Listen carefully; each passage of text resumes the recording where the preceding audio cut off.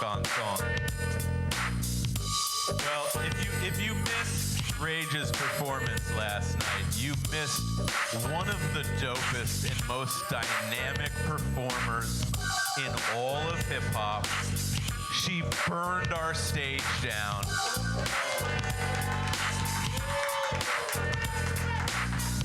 And as a result, fire and EMS came out because, and if you were there, you know I'm not lying. Perfect timing. I wanted to let our fashion director, Neil Taylor is wearing, so the National Hip Hop Shop is a licensed Kangol retailer.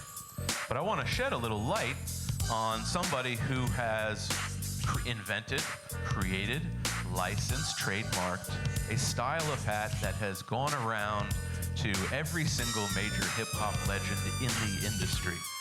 And it's called True Heads Clothing. It's fat lace hats. He invented these guys, and we all wear them lovingly because we know about how much they kind of contribute to and honor, you know, our past, our growing up, right? We all grew up with the fat laces, and if you wear the hat, and Breezy would attest to this, it just, I don't know, it means something special to you, right? And then you rock it with your special outfits, okay?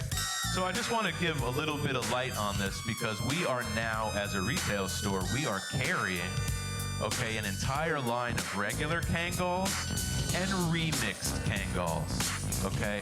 And that is thanks to the one and only Neil Taylor. But that's not why. Yeah, give a round of applause. Round of applause. But that's not why I brought him on stage. I brought him on stage because as we develop as a museum, okay, we go through stages, okay? And let's just be honest with ourselves. At our grand opening, okay, all we could afford was a necklace and an award. Did we give them even hats? I don't even think we gave them hats. No, we didn't even give them hats. Early. Okay, 2019, our grand opening, our huge, big, you know, facility over at Blind Wino. And as time goes on, we're now, can you believe it, Lady of Rage and Grand Puba, I counted. We are now up to 78 and 79 legends have been inducted into our Hall of Fame. Yes, sir. And that's in only 5 years. Okay, 2 of those years were in a global pandemic. Okay, and even during the global pandemic, we went to 1520 Sedgwick Avenue and still inducted. We still created super spreader events. Yeah, we sure did. And killed at least 4 people. Don't worry about it. No, I'm just kidding. I'm just kidding. But, you know, I say all of this because we have an inductee, a producer. One of the greatest producers in the hip-hop industry. He has produced everyone from KRS-One to Rakim to Eminem to Cool G Rap. In fact, he's produced Cool G Rap's every single song on Cool G Rap's latest album. And that is 2019 National Hip Hop Museum inductee, the one and only Domingo. Come up to the stage, Domingo. Okay, so poor Domingo, all he got, you know, was like, you know. Yeah, she knew who I was describing. So here we go.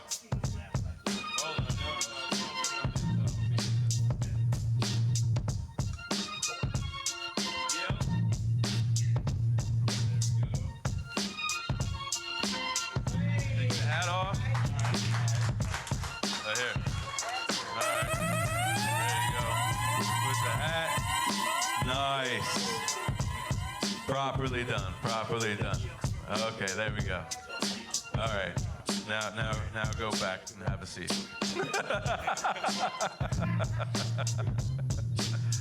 Okay, Neil Taylor, thank you so much, my friend. Always. Big round of applause. Neil Taylor, everybody.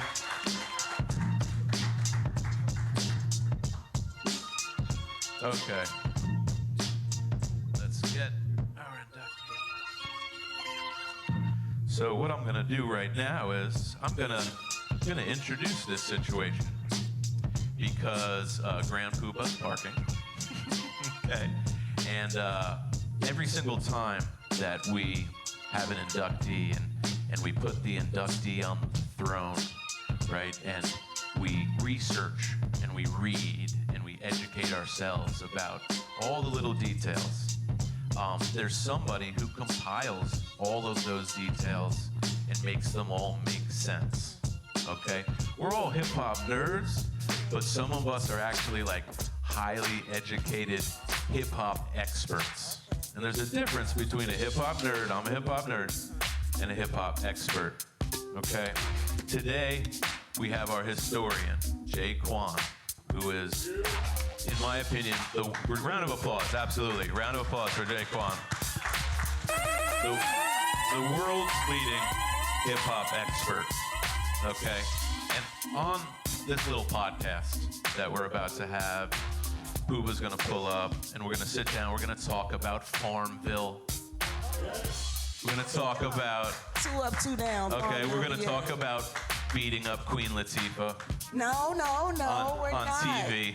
No, I got, no, let's hush now. It's a joke, you guys, because she is featured on Queen Latifah's newest show coming up. We don't know when that's gonna air. But she's an actress, you know? She's a rapper. She's a personality. She's one of the greatest hip-hop MCs of all time. Lady of Rage, everybody. Thank you. So Jay Kwan and Lady of Rage, you know, we have a few questions for you because you're about to ascend the throne. Do I have to? Yeah. Okay. Not only do you have to, but you deserve to. Okay. And I think it's really important, you know, KRS-One, who works so closely with the museum, said the other day, you know, hey, you know, when Chino XL passed, he was talking about, oh man, everyone always shows love when people pass away. But what about the flowers while we're still here? You know what I mean? Like, geez Louise, please don't, you know, all come to my funeral and tell me what a great guy I was. Okay? Let's do it now. Okay? So, without further ado, you know, Jay Kwan, I want to let you set things off with a few questions for our inductee of 2024. Definitely. Welcome again, my VA neighbor. Yes. I always say he's my VA neighbor. She's in Farmville. She's about an hour up the street from me. So this is my VA neighbor and a legendary MC. So my first question for you is, what was the first thing musically that you witnessed in hip hop? Whether it was a DJ spinning, a song, a record, what was the first musical element that would later be known as hip hop that you saw or heard? Heard was the Sugar Hill Gang, I believe. It was either the Sugar Hill Gang or Grandmaster Flash. And I was in Houston, Texas, visiting my grandfather and my grandmother, and I think it was that one. Freedom, Grandmaster Flash, Yes. and Furious 5. And Yes. so from that point on, it was interesting to me. I already was writing poetry. So these words to this form of music that wasn't melodic, like it wasn't the R&B, it wasn't the soul, it was different. It had a different vibration. So it piqued my interest. And then when I heard sequence, it took me a little further because these were women who were doing it. And it was like, I could do that. And that was my inspiration into getting into to this thing we call hip hop. A couple things in there. One thing I've noticed in my interviewing, you know, a lot of artists, most of the great MCs started out writing poetry. That's something, that's a line, you know, that's a commonality between a lot of great MCs. Didn't you also win in high school, I think you won a poetry contest reciting a poem? I recited The Negro Mother by Langston Hughes. And when I went out for it, I was confident, like I'm gonna do this. Then when I went for a rehearsal, when I was saying, look at my face, dark as the night, yet shining like the sun with love's true light, I heard some people laugh. So I said, I'm not doing it. I shook my head and I started walking off the stage. And my English teacher, Miss Yarbrough, she said, yes, you are. Get back up there, yes, you are. So that night, I performed, and when they were announcing the winners, my name was in third place. So Michelle Anderson, Gail Jones, these are the best singers in the school, and there was some dancers there. I was like, okay, I'm not beating them. And so third place winner was announced, it wasn't me. Second place winner was announced, it wasn't me. So I got up and started walking out the auditorium. By the time I got to the door, the announcer was like, first place winner. Y'all want to know who the first place winner is? And I stood there like, stop playing, say who it is. And then he said, y'all don't want to know. So I turned around and he said, Robin Allen for, wow.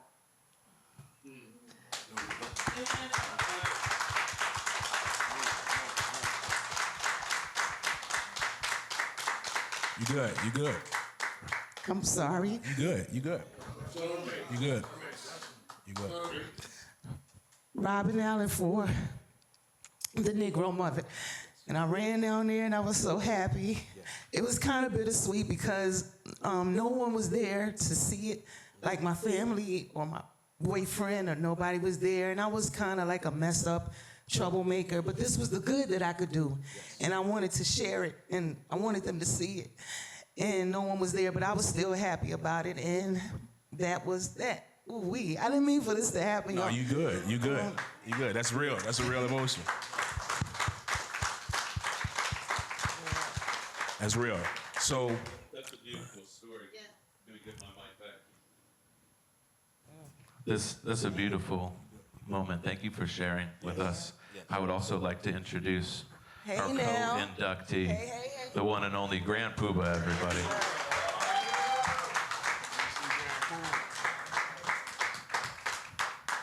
Peace. Peace, peace. Peace, God. Grand Puba. So, you didn't really miss one question. So my question to Rage was, what was the first, and I'm talking about musical aspect of hip hop that you ever witnessed? Whether it was a DJ cutting in a hip hop style, or old school tape, MCs rocking the park. What was the first hip hop that you witnessed? The first hip hop I witnessed probably was the tape. It was a tape. The original. I think it was. I don't know who was the first between Funky Four and Cold Crush, but I think it might have been Funky Four. I had a friend who was the little brother of these guys called the Nigger Twins. And he used to get the tapes from his brothers, and that's how I got into it. Then shortly after that, there's a brother named, at the time his name was DST. He was one of the first guys who brought the hip hop vibe to where I was living at. And that was Westchester, New Rochelle, New York. That's right next to Co-op City in the Bronx. And I lived in the Bronx, but my mother went to labor in New Rochelle at my grandmother's house. And then after a few years, we moved to New Rochelle from the Bronx. My other grandmother still lived in the Bronx off of Gun Hill Road on Pearsall. So going back and forth, I kind of learned basically what it was. I mean, back then it was like, of course, the karate flicks. That was the main thing back then. We used to go to the Wakefield Theater, watch all the karate movies. But I would say that was, sometime in the 70s, I want to get it right, maybe 75, 76 is when I caught whim of the MC DJ thing. Now let me clarify. Well, first let me make sure. You talking about Grand Mixer DST, right? Grand Mixer D. Right. Grand Mixer DXT now. XT now, well, right? He was the first one to bring hip hop to Westchester County. That's Mount Vernon, Yonkers, White Plains, New Rochelle, all of that. He was the first, and that was in the early 70s. And he was doing things. I mean, he was so advanced and so ahead of his time. He later on went on to do a record with Herbie Hancock called Rockin' It. That's right. That won the Grammy. Yep. But his start, like I started with him. I used to b-boy. I was a b-boy too, with a guy named Sundance. Stephen Duty. He was the one that introduced Jazzy J to Disco King Mario. That's right, that's right. So my lineage go kind of, I'm like the firstborn from the original, so I kind of learned it like firsthand. Understood. Understood. Okay. Okay. Now back to you, Rage. Now you talked about Sequence, who are actually label mates with Grandmaster Flash and the Furious Five and Sugar Hill Gang. For those of us that remember that blue candy stripe logo, we all had those records on Sugar Hill Records. So Sequence was the first females you heard. Was that when you? Who was it that made you say, I can do that? I want to do that. Was that Sequence, or did that come later on? That was Sequence. Sequence was the ones that actually made you say I could do Yes. that. Okay. And you started writing around that time, early '80s. Yes. Okay. Okay. And then I heard Sparky D, and then I would hear others, Roxanne Shante, UTFO. By this time, I'm really into it. So, and then Run DMC came and changed everything for me. I really thought I was DMC, the female version of DMC. That's right. So those were definitely my early inspirations. You remember any of your early MC names? I know at one point you were Rockin' Robin way back, but you remember your first, we all had them. I was Dr. J at one point. We all had them young names. What was some of your Dr. early? J, I think that's taken. Well, Yeah, well, Sorry, I'm it sorry. ain't matter at that time. Rockin' Robin came after the Lady of Rage. Okay. Chubb Rock wanted me to be Rockin' Robin. That's right. The Lady of Rage came in high school, 12th grade. I was in a group called the Legion of Doom with my friend Joey and Terrence, but I didn't have a name.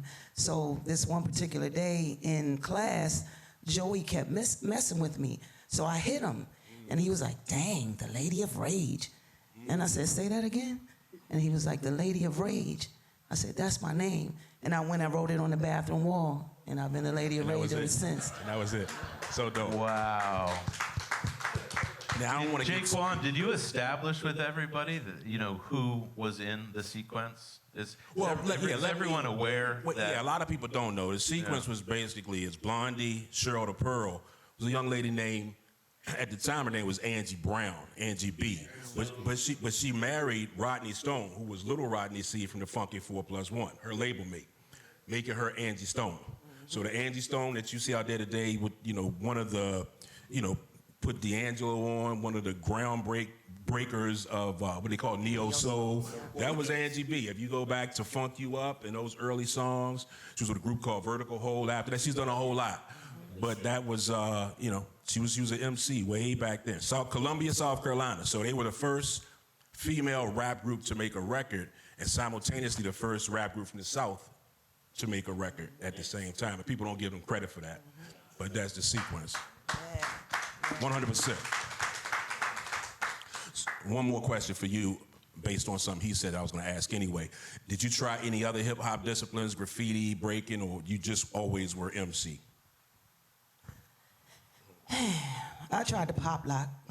I felt I could, do those things, pop lock and do all of that. But other than that, that was it. Wanted to dance and spin and do all of those moves. I never made it that far. I just stayed on my feet and did the pop locking, yeah. Yeah, that's the safe. Hey, I wanted to do the windmill. I could never master it, and it's probably best. All right, so Puba, talk to me about what led you. I know your beginnings as far as some of the recorded material with Strong City, Cracked Out, things of that nature. Masters of Ceremony, of course, and we talking about that golden era, 87 or so. But tell me how all of that came about. Was that your first commercial recording, Cracked Out, or did you do anything before that? First recording was a record called Crime. That was like 85. It was on MLO Records, which was Blue label, right?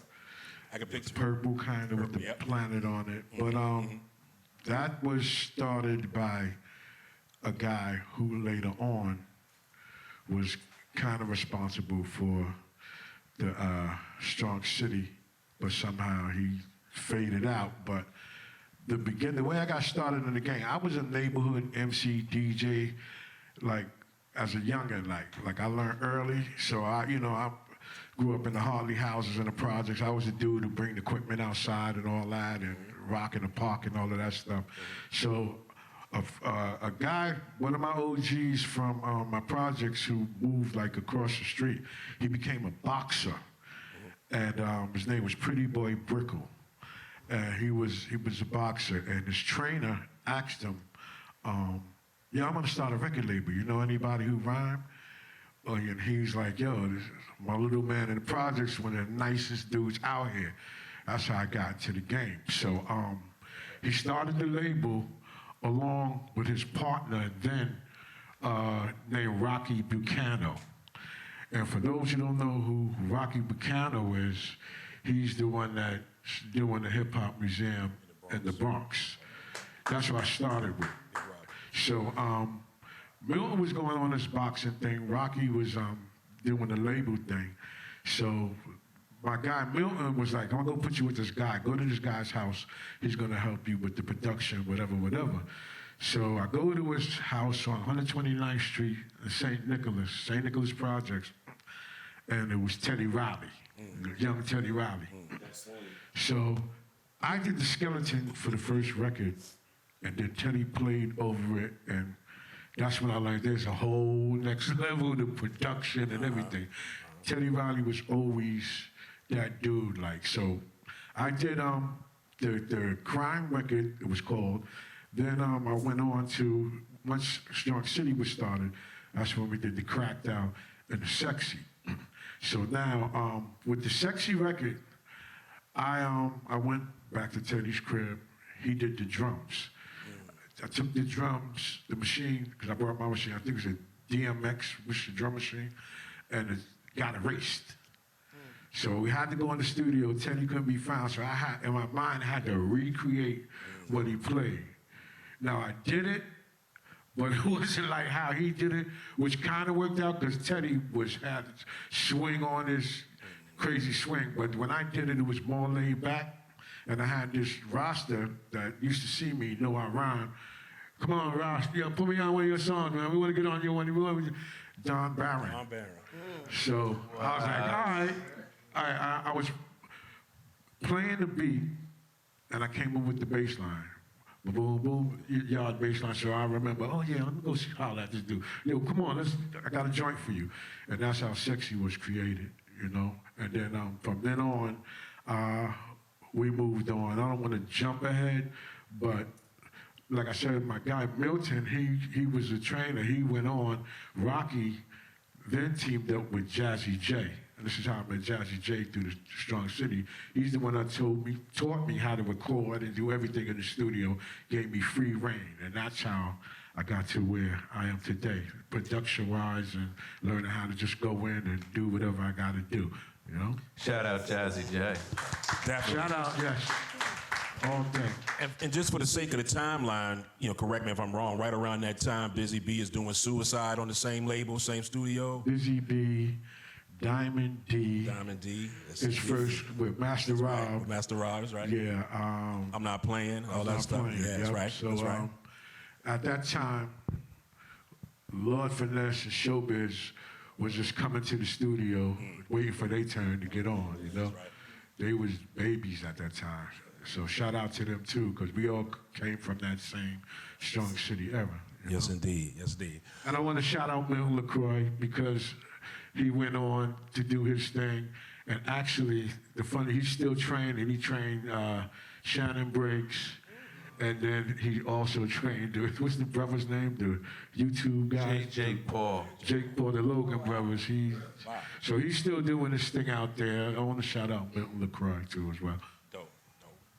All right, so Rage, you know, coming from VA, you know, we didn't have any record companies. You know, at that time, nobody's really been so-called discovered outside of, you know, LA or New York. You know, you're trying to get your demo together. There's really no outlets. How did you make it? Well, let me confirm something first. You were like the receptionist at Chung King and living at Chung King Studios in New York at one point, right? I was. Hold on. Let me interrupt you. That's where I met her at. Yes. She's talking on that, so that's where we met. Chung King Studio, like early 90s. That's Yep, exactly. Okay, so No, you're good. No, please. So For those that don't know what Chung King Studios is, that's where LL Cool J recorded his first record, I Need a Beat. A lot of the Run DMC stuff was done there. Everybody. Razor Hell, Everybody. Beastie Boy. All the first Def Jam stuff was born at Chung King. Chung King House of Metal. It was what they called it. So you were a receptionist and you were living there. Now, again, as a person from VA that was rhyming and trying to get on the same, I think I heard you say at one point you was writing down all the addresses to the record labels. We all had did those. that. Yeah, we all did it. But you did it though. You made it there. How did? You're not even from, and this is no disrespect, of course, but you're not even from Richmond. You're not from the capital city. You're from Farmville. So how do you? No, you know what I mean. What I'm saying is, the capital city. You would think, okay, but you're from Farmville, and this is before the beach even there's no Virginia Beach music scene. They're not doing anything yet. So how did this young lady from Farmville get up to Chung King? How does that happen? So, once I graduated high school, I went to live with my grandfather in Houston, Texas. He was like, when I leave, you leave. It ain't gonna be no laying around in the house or none of that. Go find a job or go to school. So I was at the unemployment office looking for a job. I saw a sign on the wall that said, earn money while you learn. It was for Job Corps. So I went to Job Corps. My first week there, I was in a talent show. And I would have won, but I got disqualified because I cursed. So I began to build my reputation in Job Corps, and everybody seemed to gravitate towards me. Like anybody that came to Job Corps that was a rapper, you got to go see her. Like you got to go up against her. So I developed a reputation, and my dreams just became bigger. Like, okay, I'm gonna rap. I wanted to be an actress, but since everybody's saying I can rap as well as they say I can, and I agree, I'm gonna use this as a stepping stone to get to acting. So I went to hone my skills in rap. I thought I was gonna meet Run DMC. I thought I was gonna be the fourth member. That didn't happen, but I met some girls there. I met a girl named Lady Laquita, who was extraordinary, and we were partners. She became pregnant. I met another girl, Angie, who lived in Arkansas. She ended up leaving. I met another girl, Lady C, who was also dope, rest in peace. So Lady C, one night I called her, I say, let's go to New York. You wanna go to New York? And she said, how we gonna get there? I said, I'm gonna steal my grandfather's gun. We gonna hitchhike, and we gonna get there. And she said, no, somebody's gonna kill us. I said, no, I got a gun. Like, no. Not that I was gonna kill somebody, but I'm even to feel. So she said, no, you're crazy. So I called Angie. I said, you wanna go to New York? She said, yeah. I said, well, can I come stay with y'all, save us some money to get to New York? She says, okay. So I lived with Angie for about 3 months. Finally, I'm like, you ready to go? You wanna go? And she said, nah. And I said, why? And she said, we don't know anybody. I said, we know each other. She said, nah, I'm scared. Bye. I'm gone. My will and my drive and my determination would not let me. It was just something in me I was driven. I get to New York. My first day there, I have a Run DMC hat on with the tag hanging out. I'm in Tower Records. I meet this guy. He says something to me. He says, your tag is hanging out. I said, yeah, I know. He said, what, you rap or something? I said, yeah. He said, where you from? I said, Virginia. He's like, yeah, right, you rap. Like, an insult. See how they play us? So I started, he said, let me hear something. I started rapping. And then people started clapping. And I'm like, my first day in New York, and people are clapping for me, because my goal was to get to the Apollo now. Like, everybody's gonna know my name. So he starts telling me his mom is looking for someone to do a public service announcement on AIDS awareness. He said she's coming to pick me up soon. He introduces me to his mother. His mother is Beverly Goodman. Beverly Goodman is the mother of Niles Rodgers. And so she takes me in, she puts me in the studio. She like, I want to work with you. I call Lady C, like, I have another friend in Texas. She's just as dope as I am. She brings her out. We get in the studio, Power Play Records. I meet Anthony Barrier, Eric B's brother, rest in peace. Yes, and he took a liking to my style and everything, and he was interested.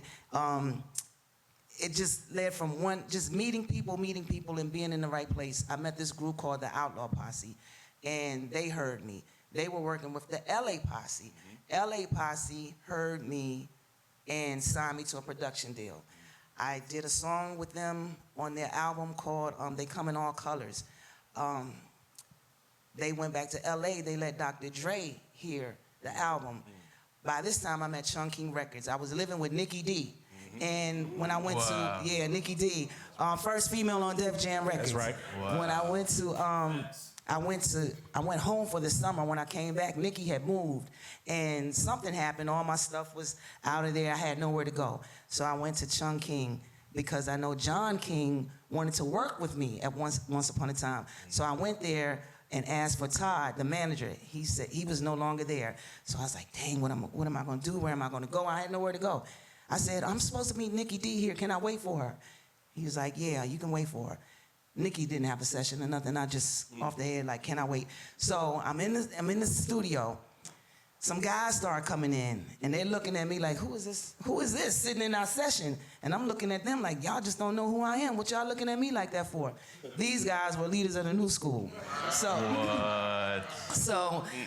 Buster, he comes and he's talking to me. We talking all night long, and I'm telling him, I want to rap and this and that. And he's giving me pointers, what he thinks is pointers. Like, I already know what to do, but I'm listening. So John King comes in the next morning, and he's like, all right, everybody get the hell out of here. And so I was like, okay, what do I do now? So I asked him if he remembered me, and I didn't have a place to go. Could I work here?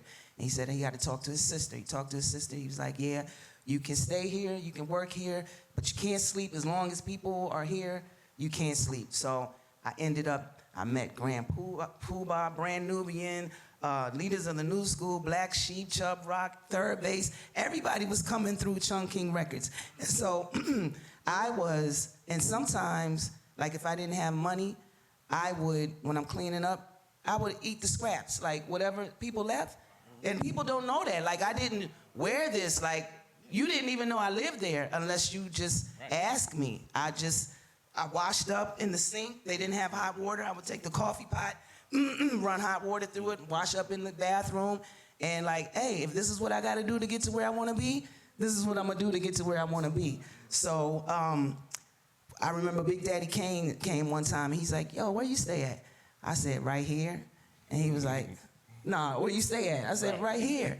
And he said, where you sleep at? I said, right there, like on the couch, and he didn't believe it. So Chubb Rock, he caught me one night rhyming, writing a rap. And he said, what, you rhyme, yo? And I said, yeah. And so, That's true. yeah. And so he put me on his album, The One, on a song called Bring 'Em Home Safe. And that was my first recording. I also did a song with Nikki D. I was singing on Downtown Science, a song called Summertime. And then Dre called. And Dre said he heard me on the LA Posse album. I'm getting a record label together. I want to know if you want to be down. I said, how do I know you're Dr. Dre? He said, there's only one way to find out, and sent me a ticket. So dope. So dope. Wow. And It's a long story. It's good. Let me back up a minute. Weren't you on Finesse and St. Quincy's first album too, right? I was supposed to be. Now, I don't know if it made it on there or not, but I did do something, yes. Yeah, so that's show. He was working with them as well. That's right. And the real Roxanne. Right, exactly. Yep, he was doing some writing when she was on Select. So, like, one of the jewels I got out of that, I'm sure you guys caught it too, but if you really do want to do something, first of all, you got to leave your friends behind sometimes. You hear all of those friends that she was doing stuff with, you can't wait for them. Yeah. And the fact that, to sacrifice like that to get to where you want to go, and that gets you to Dre and gets you to Snoop and gets you to Lifetime and everything that you see, because, eventually all of those things were connected. That's an incredible story. It's very inspirational for me, You didn't know that, did you, Puba? You didn't know that, did you? I didn't, when you saw me in the studio, did you ever think that? Nah, I just thought you worked there. Damn, she here all the time. Yeah. I think, but here's the crazy, like, you first of all, you got to be blessed when you put in that struggle to do that. Yeah. You know what I mean? Because that's determination, that's will, and then you got to be blessed to be in tune with the universe in order to make it manifest. That's right. Because what she did to get to where she got to, that's a blessing. Yeah. And that's determination. And that, long as you know how to channel in with that, you you'll be successful. Like, and that's that energy.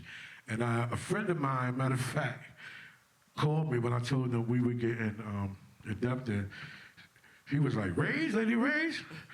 He texted, he said, she went to Jane Long Middle School. I sure did in Houston, Texas. Yeah, in Houston, Texas. That's where he's at. He was like, yo, ask her. I was like, surely oh, word. did. I know her from New York. I knew she lived in Virginia, but I ain't know about Texas. Yeah, my family's from LA, Texas. like, yeah, that's it. He definitely said that, you know? Wow. So that's a blessing. Like, with all of that, you know what I mean, to get to where you got to go there. And like I said, if you strive, anything's possible. Anything. You know, Yes, but sir. you have to connect yourself with the energy that makes it possible, you know? And that's manifesting thought. That's peace. And as cliche as it may sound, that's destiny. Like, she was supposed to do what she did. Exactly. Clearly, that was, Yeah, I you know, believe that. people call it Exactly. calling, whatever it is, but everything she described, she's supposed to be the Lady of Rage. She's supposed to meet Dre. She's supposed to do everything that she did. So that's a great story. I'm gonna move up a little bit since we get into that time. So, Jake Paul, you mind if I ask a question? Only Of because course. We had Grand Puba on Master G's Stater, and there was a couple things we left out, and we discussed later that we wish we had included. And for Lady of Rage, you know, meeting and working with Dre was obviously a game changer. Do you know what I mean? In your career. For you, Grand Puba, you had already accomplished so much, but it felt like, and you guys can tell me if you agree or disagree, it felt like the music industry almost shifted when you made the track with Mary J. Blige. Yeah, wow, that's a long story too. But yeah, see, when I was a little kid, there wasn't no hip hop. So basically, I was an R&B dude. Elementary school, whatever my pops was listening to, all those soul records and love songs and all that, that kind of developed my character.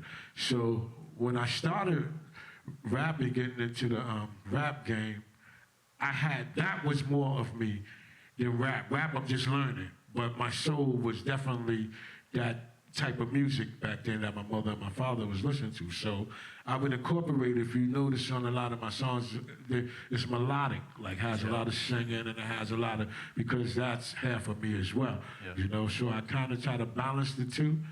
But yeah, the Mary situation, it was kind of different. Like, you know, P. Diddy came to me and asked me, I got a singer, whatever. I had a R&B singer I was working with at the time as well. And I played it for Mary, and she liked it, whatever. But anyway, he asked me to do a song for her. I went in there, knocked that down. And it was kind of new for the game, because believe it or not, when Mary came out, it wasn't all love like that, like it is now, like, because it wasn't because she was rocking nothing. That was new. A female singing with a DJ and two dancers. She used to do shows, like I had, I think, 360. I had a hit record out at the time. So she would end up on a lot of my shows. And when she would come out, the reception was just like, what is that? You know what I mean? Until I would have to come and do 411 and then boom, boom, boom, boom, boom, it was over, you know what I mean? Right. And I kind of solidified her, you know, like, oh, okay, she's valid. But at that point, that was new. Singing over a DJ, that was unheard of. And like, even here, we was at, I think we was at the Ritz, and she was at Howard, the homecoming. And I've been doing this for like all her shows, from New York to Philly to Miles. She was always on like my card, it seemed like. I gotta come out early and do, you know, boom, boom, boom, boom, boom. Can I get a little conversation or something? Right. He was like, no, I can't do that. I was like, oh, wow. All right, well, I'm gonna stop doing that, you know, because I felt like if I'm a headliner somewhere and I gotta come out early to do, you know what I mean? So we were here. She was at the Howard there. She was at Howard, and I was at the Ritz later on that night. So we get the tour bus, we drive. We say, let's go check Mary out over at the school.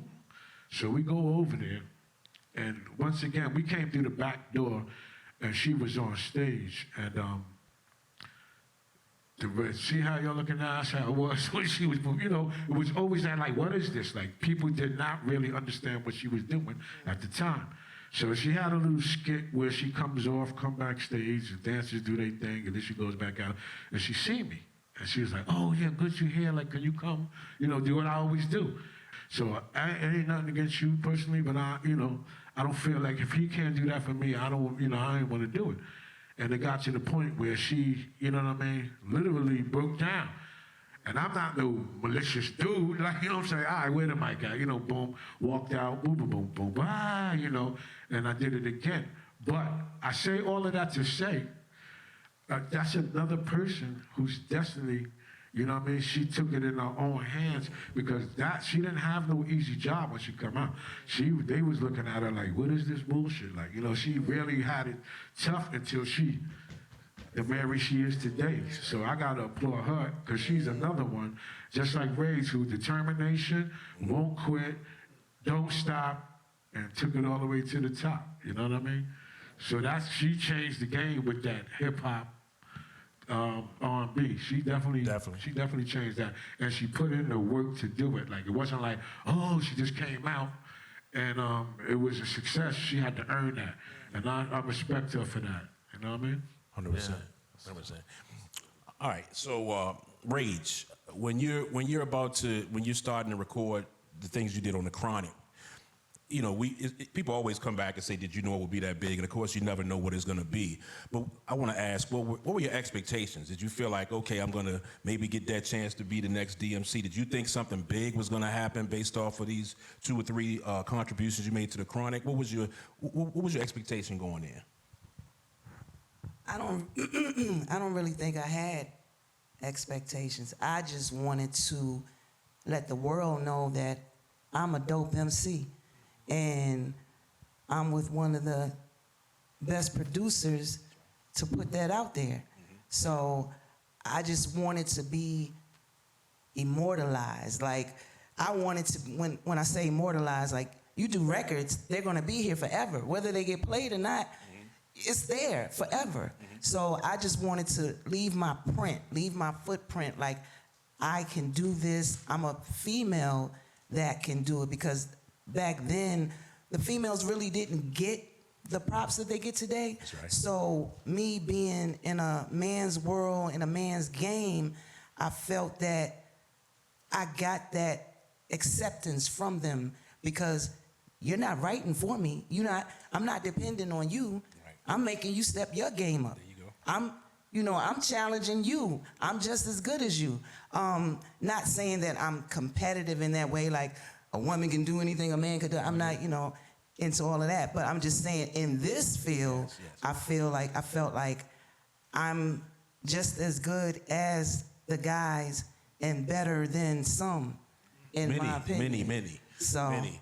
That was my plan. I tell you what I loved is the fact that, at that time, female MCs were still pretty much mimicking what guys did. There was nothing that was specific to what being a woman was. When you said, let me loosen up my bra strap and let me boost you with my raw rap. That ain't nothing that a guy can say. That's specifically.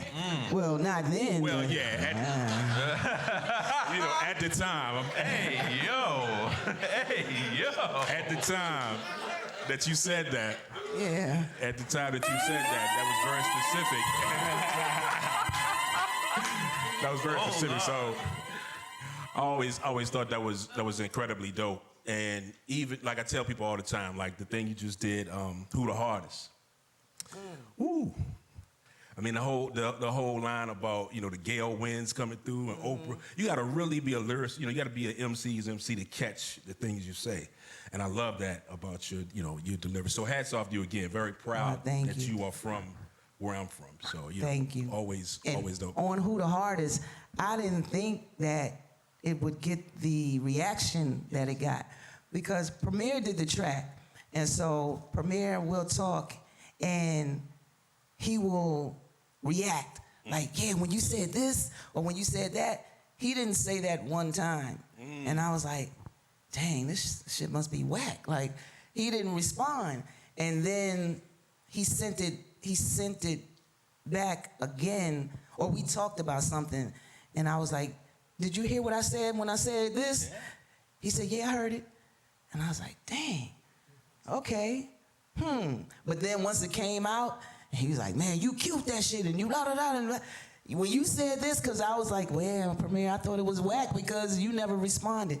He's like, nah, my mind was on some other stuff, but because Snoop, it was like a rush job, so he was trying to get it back to Snoop and things like that. So I guess we didn't have that, he didn't have that time that we normally share when we, you know, critique. Yes. Yeah, Francine, Ford Coppola, all of that. Yeah. Right. Now, don't be a fool. So, I bring real this quick. mule to your field and make it plow. I wear that crown, bow down, don't go provoking her. Check how I get down, you don't know nobody dope as her. Look what the Yale blew in, no need for Oprah. Apocalypse now, Francine, Ford Coppola. And now we'll rap decagons around you Decepticons. You can wish on a leprechaun, can't F with my lexicon. Play is Bird of Prey. My favorite line in there is, what's a turtle to a chariot powered by Secretariat? Secretariat is one of my favorite movies. Yes. And Secretariat was from Virginia. Yes, I caught it. Just in case. I caught it. And Secretariat is also a horse, for those who don't know that. One of the best race horses. The best, I think. Yeah, the best. Most winningest, yeah. Yes, most winningest. Yes. Yeah, I caught that. Puba, I always wanted to ask you, because, you know, as far as putting the lessons and, you know, like what you did with Wake Up, you know, really, but, you know, people hadn't really done that on that level. You know, world's famous Supreme Team had dabbled in it long ago, but nobody had really put, like, you put the whole mathematics on. Yeah, that verse was the mathematics, right?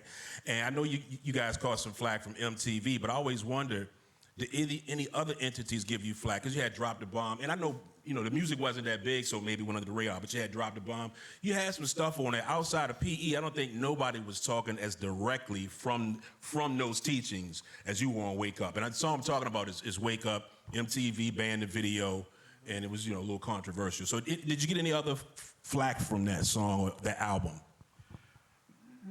Well, a couple of places we went, like Missouri, we performed, and they said we was abusive or offensive to the school, and they didn't want to pay us our money, like little stuff like that. But but MTV was probably the only main like people who said, yo, well, 5 Freddy shot the video. Yes. So we was like, yeah, it's automatically, we good. You know, he's Yo MTV Raps, whatever, That's right. whatever. That's right. And, you know, weeks went by, and we like, yo, what's good, man? What we doing? And he's like, yeah, man, they said they don't want to play the video because they find some things offensive. Like, we was like, what, you know?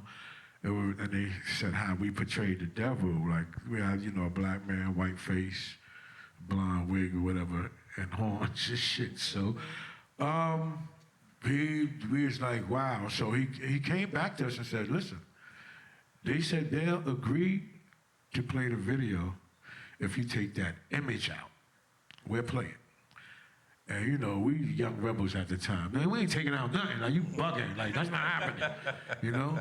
But Electra's like, oh yes we are. We taking that out. We spending money, and so they took it out and they ended up playing the video. But it was just troublesome. That made me learn, like, how come we can show images of us in our worst state, degrading women, you know what I mean? Selling drugs, guns, and everything else, and we say something and that offends somebody else, and you know, and that taught me, like, this game is not being played fair, you know what I mean? And I grew up in the struggle, so I gave an oath to my uncle, and this is how me and Parker's connected, that when it was our time to sit down and have that talk, I was like, you know, well, I do music. I'll do it through my music, you know what I mean? And they was like, and okay, that's fine, you know what I mean? So I had an obligation to make sure that I start with knowledge first and not wisdom. So that kind of, I mean, we knew we wasn't gonna sell millions of records because our content on our album, but first of all, I got in the game because I loved the rhyme, I loved the rap. So the money wasn't the issue, like, you know what I mean? The love brought the money, you know what I mean? And second of all, I said, this is the way I'm gonna help educate my people, lift my people up, and strive to change our condition that we're in, you know what I mean? And so, therefore, we knew that we were gonna have, you know, we didn't know how soon. At first they let it go because if you're making somebody money, then you can do whatever you want. You know what I mean? But when it gets to a point where it's like, oh, okay, it's starting to wake up people and things are starting to change, and it's like, you know, we gotta do what we gotta do. Where do you get that from? On a personal level, you have a moral code and a code of ethics. Where do you get that from personally?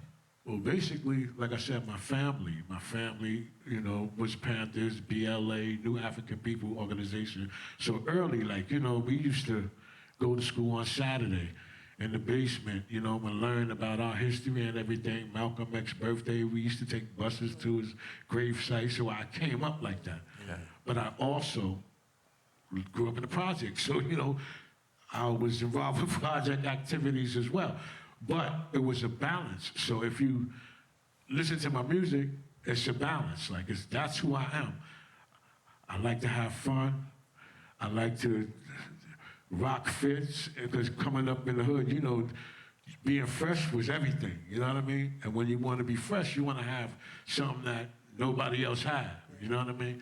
So it was a balance of the two that made me, you know, but that's my duty as a civilized person, to teach civilization, and I kind of just that's how I live my life.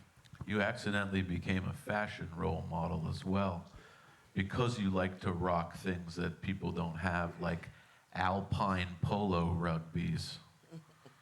Yeah, well, like I said, when you're growing up, especially when I grew up, like in the mid-'70s as a kid, you see the OGs fly. That was, you had to be fly, you know what I mean? You had to be, and being fly was always about having something somebody else ain't got, or a different color. Like, I go back to Pro Kids, I go back to Playboys, I go back to Swedish Knits, I go back to AJ Marks, go back to British Walkers, I go, you know, all the way up, you know what I mean? But my start was Pro Kids, you know what I mean? That's where I learned, like, okay, when I got my first pair of Pro Kids, I was, you don't understand. Like somebody getting their first pair of Gucci's or whatever.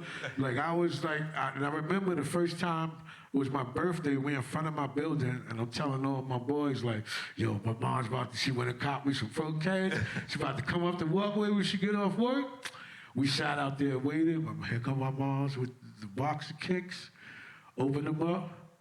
They was kids, not Pro Kids. They was like, you're like, nah. I'm like, yo, mom, like, nah, that ain't it. You said kids? No, I said Pro Kids. Yo, they laughed at me so hard. But we got it straight, you know, found the spot, took it and got it back. But I thought it was so funny because, you know, like, that's how important it was when you're a little kid. Like, your whole crew is with you. Like, yeah, I watch. And you know, so fashion was important, like, back then, you know what I mean? It always carried over. So by the time I got into the industry, I was already retired rapping. People don't even know that. Like I said, I was doing this since 12, 13.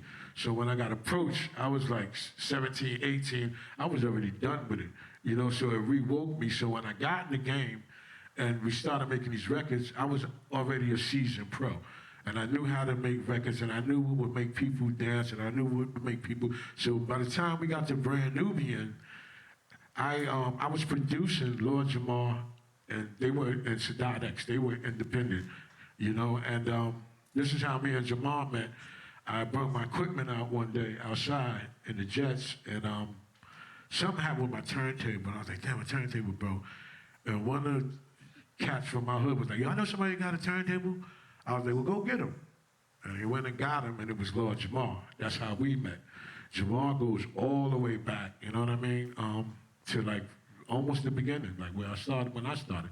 He used to come on the road with me with Master Ceremony and everything, so we go back. So anyway, I started producing him, producing Sadat, and I was shopping their music, but nobody was understanding it, you know, because Jamar had a different, like, he was a conscious rapper at the time, like, but he had a couple of party joints. X was dope. I was shopping and nobody would, like, bite on it. So I told him, like, yo, check this out. There's a guy named Dante Ross. He worked at Tommy Boy. Yeah. And he, I ran into him in the club one night. He's like, you still with Master Ceremony? I'm like, nah, we kind of dismantled, whatever. He said, don't sign with nobody. I'm about to start a new situation, and I want to sign you. So I'm like, all right, well, that's cool. So he left Tommy Boy, went to Elektra, calls me, and this time I said to Jamal X, like, listen, everybody fine. I got this dude who wants to sign me. We gonna do a joint. He gonna sign all of us. So that's how Brand New being started. Me and Jamal came up with a name, and that's how I got. But how did you convince Dante to also take, you know, the other two guys? Because he wanted to sign me that bad, like to the point where it's like, yo, you want me? You gotta take them. And we did one song, like it wasn't even a demo. We just started working, and he's just like, yo, all right, cool. Like he took the chance. Like he knew. I guess I don't know. Well, then who came up with the name? Me and Jamal came up with the name. Like we did, because I was starting Brand New. I'm leaving Master Ceremony, and we doing a brand new group, a brand new, and we were into something with culture with it. So it's a Brand New Bien. You know what I mean? That's dope. I'm new, we new, and we Nubians. So that's how we came up with the name.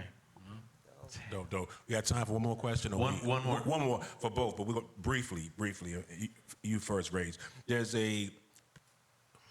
a movement by some people or a desire to call hip hop from our era adult contemporary. To actually, you know how somebody laugh. You know how every genre, you know, rock music, you got, you know, metal, you got, you know, 6 different kinds, you know, yacht rock, all kind of, you know, every genre has subgenres. Hip hop is the only genre when you went in the store to buy music, everything's lumped together. So when you say you like hip hop, do you like Lil Yachty? Do you like Puba? Do you like Drake? You know, so that's the thinking behind it. For those that don't know, what do you feel? Do you feel some feel that that's a negative because it puts the music in a box? Others feel that it's needed. What do you feel about adult contemporary hip hop or any name that would separate classic hip hop artists like what Pete Rock and Common and people like that are doing right now? So do they do that with country music? Hip hop is the only. Well, your country, there's different kinds of country western. A lot of it is hip hop based now, but yeah, most genres have, you know, sub-genres, exactly. And they want to name the gold school, the 90s, you saying? Well, or yeah, stuff like artists that are coming out now, like what perfect example, Pete Rock and Common, they came out with, you know, grown and sexy, grown people topics. They want to call that adult contemporary hip hop. And these people from the hip hop community. I'm sorry, people from the hip hop community, other MCs. I think. Talking to your mic. Yeah, those from the hip hop community. One of the ones that's really fighting against it is Q-Tip. One of the ones that's fighting for it. What's the brother from North Carolina? Ninth Wonder. Thank you. Ninth Wonder is very much for it. Q-Tip is against it. Other MCs are for it. So it's hip hoppers that want this. Contemporary. I'm not with it. I mean, I understand. it doesn't. I mean, I probably would have to research it, but just by you asking me right now and wanting an answer right now, I understand. Doesn't sound right. Right. It doesn't feel right. Like, nah. Is it just that name or separating it, period? Separating and that name. Okay. It's both for me. So 2 thumbs down. You know, they say, 2 thumbs down. But people always talk about change, but if you don't gatekeep and if you don't put your foot down, if you allow people to do things and run with it, then they're gonna run with it. 50 years from now, it might not even be called hip hop. It might be called something else. If you just keep allowing people to come in and take what's yours and change it and do things with it and manipulate it and rape it and misuse it and abuse it, then shit. I mean. Understood. Yeah, okay. Understood. Noted. Sermon is one too. He had a case for that. He have a case for it. Okay, cool. What do you feel about that, Puba? All right, I zoned out for a second. You gotta tell me what you were saying again. Okay, so basically, Adult contemporary hip hop. more mature hip hop, like what Common and Common just did with Pete Rock, and you know LL just put out an album. MC Light. Most of the subject matter is stuff that it speaks to people our age. You know, 50 plus. There's a desire by some in hip hop to call that a subgenre, and they want to call it adult contemporary. It doesn't have to be that, but basically just saying that this is a different kind of hip hop than what you hear in the mainstream. I mean, that don't even really matter. Music is music, and the type of music that Common and Pete and all the other ones is doing is basically kind of just sticking to the foundation of it. Like, Yes. so, hey, call it what you want. Like, I know, like, we get older and young kids come in and take over and do it. But it's not like older hip-hop people ain't alive still. Like, like, you got young heads, they doing different things. The language changed, the fashion changed, the stuff they on is different than what we on, like, as adults. Like, so, I mean, to give it a label, it's just yours. Kids be like, yo, OG, old head, whatever. Oh, I'm old head, like, you know what I'm saying? I'm not, shit, I got a 3-year-old, 4-year-old granddaughter. Like, what I don't heed to what these youngins is doing, you know what I mean? I got 16-year-olds, I got kids where, I listen to the difference of now and then, but it's all still cultural music. Now, my problem is the content of the music that bothers me. You know what I mean? There's no balance for one. The skill factor, I mean, there's still people who rhyme with skills and all that, but that's not even a priority for getting the deal. And it's like, to me, they change that to just savagery, to me. When I hear, and I got daughters and I got kids, and I don't want them hearing that and becoming accustomed to thinking that's normal and regular. That's the real problem about what it should be called. It should be what it should be. What can we do to change it and get what's the criteria for making music for our youth? Like, because you're crashing out right now and it's okay. And you got people in positions that feel it's okay. Like back in the days, we had different kind of music. Like you had a Brand Nubian. You know what I mean? You had an NWA. You had the Ghetto Boys. You had Outkast. You had Kid and Play. You had, that's called the balance, like, because that's basically life. I'm not gonna say like MWA is like some, I mean, it's something that we lived through. Like I said earlier, I was taught to learn about my history, but I also was in the street too. You know what I mean? I had the balance, and it's up to you. At least you got a decision or choice to make whether you're gonna go this way or that way. You know what I mean? Now it's just one way. You know what I mean? It's drill, it's kill. The women in hip hop now, that's disgusting to me. Like my daughter, like I don't want her singing that and feeling that. Because what you don't know when you're born, like as a kid, these teenagers now, they don't know about the struggle. They don't know about unity. They don't know. Think about it. All they know is what they see now. And that's foul. That's just being, I don't want to disrespect women like that, but it's showing them how to be foul as can be. The youth, the men, the boys, is showing them how to just be gangster, murder, killer. Now it's to the point, because the difference is when NWA and them was out, they wasn't killing it like how, it was still crime or whatever like that, but this shit now is designed to kill the babies.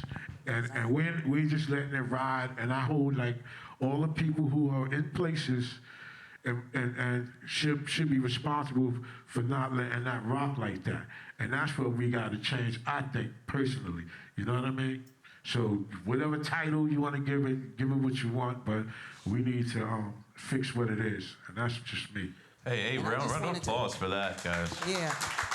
Round of applause. I think Rage had one closing word, one closing sentence. I just wanted to add to that because I've been asked that question before, and when Puba said balance, and I would say it's like junk food right now. You have no balanced meal. Like he said, you had the Public Enemies, you had the Kwame, you had Salt and Pepper, you had different things that you could go to if you wanted to hear knowledge, if you wanted, Poor Righteous Teachers, Brand Nubian, if you wanted to have fun, you had Salt and Pepper and Kwame. Right now, it's all like junk food, and it's mass production. So if you don't want to do it, we got somebody in line.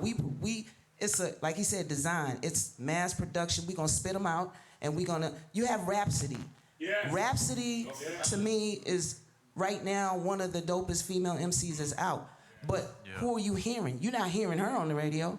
You're not, the nutrition that you could get from her, that balance that you could get from her, you're not gonna get it. It's like McDonald's on every corner, Burger King on every corner. If you want something healthy, you gotta go out of the neighborhood to get it. Right. So that is not, it's not coming to you. It's not right there at your fingertips. Yeah. We're gonna feed this, force feed this to you until it's programmed. Like the radio will play it, radio programming. It's programmed. You hear it, you don't even like it, but you find yourself singing along with it because you hear it so much. Yeah, because you're programmed. You're being programmed. So I just wanted to add that. That's a great analogy. Definitely. That's a really great analogy. Round of applause for our inductees, everybody. Also, round of applause for our host, Jay Kwan, with the amazing questions. Thank you. Thank you. Really Looking great like questions. Freddie Fox.